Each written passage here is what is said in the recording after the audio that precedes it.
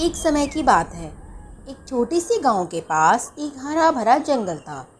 इस जंगल में हर प्रकार के जानवर रहते थे, लेकिन सबसे खास था नन्हा खरगोश, जिसका नाम था चिंटू।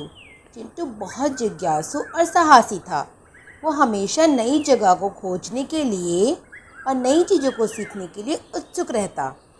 एक दिन की बात है, चिंटू को जंगल के सबसे पुराने पेड़ के पास एक चमकती हुई चीज़ दिखाई दी और वो उसके पास गया तो उसने देखा, अरे वाह, ये एक जादुई पत्ता था और उस पत्ते पे लिखा हुआ था कि जिसने भी यह पत्ता पाया उसके पास जादुई शक्तियाँ आईं, लेकिन उन शक्तियों को सही तरीके से इस्तेमाल करना होगा। चिंटू ने पत्ते को अपने पास रखा और सोचा, मुझे इन शक्तियों का सही इस्तेमाल करना चाहिए।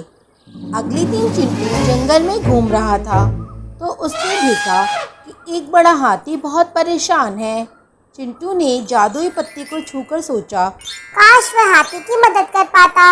अचानक उसके हाथ में जादुई शक्ति आई और उसने हाथी की समस्या हल कर दी। यह सब देखकर चिंटू को लगा कि सच में ये पत्ता काम कर रहा है। अब वो बड़ा खुश हुआ। हाथी ने खुशी से आकर चिंटू को धन्यवाद दिया और कहा, तुम सच में एक महान मित्र हो चिंटू। अब चिंटू ने सोचा, अगर मैं इस पत्ते का सही इस्तेमाल करूं तो मैं सबकी मदद कर सकता हूं। अगले दिन चिंटू ने देखा कि एक चिड़िया का घोंसला टूट गया है और उसके बच्चे नीचे बैठे हैं। उसने जादुई पत्ते को छूकर सोचा, काश मैं घोंसला ठीक कर पाता। उसके स्पर्श से घोंसला फिर से बन गया और खुशी से चिंटू झूमने लगा। चिड़िया ने जब ये देखा तो वो खुश हो गई।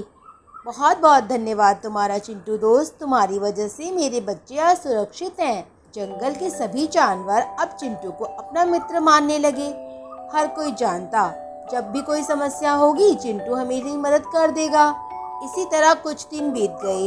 एक दिन की बात है, जंगल में एक बड़ी समस्या आ गई। पूरे जंगल को विशालकाय आग ने घेर लिया।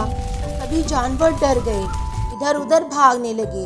चिंटू ने सोचा, मुझे तो बस इतना कहना है कि काश मैं इस आग को बुझा पाता और आग बुझ जाएगी। फिर चिंटू ने ऐसा ही किया। जादुई पत्ते को छूकर उसने सोचा, काश मैं इस आग को बुझा पाता, लेकिन इस बार तो कुछ हुआ ही नहीं। चिंटू को समझ में नहीं आया कि वो जानवरों की मदद कैसे करे। उसने सभी जानवरों को इकट्ठा किया और कहा, हमें मिलकर काम करना होगा दोस्तों, एक साथ हम आग को बुझा सकते हैं। फिर हाथी ने अपनी सूंड में पानी भरा, चिड़िया ने पंखों से हवा बनाई और बंदरों ने पत्तों से आग बुझाने का काम किया। सभी जानवर मिलकर आग बुझाने लगे। कुछ ही देर में जंगल की सारी आग बुझ गई। सभी जानवरों की मेहनत रंग लाई। इस तरह पूरा जंगल फिर से सुरक्षित हो गया। चिंटू ने सबको धन्यवाद दिया और कहा, हम सभी की एकता ने इस बड़ी समस्या का हल कर दिया। अगर हम सब मिलकर काम करें तो कोई भी समस्या बड़ी नहीं है।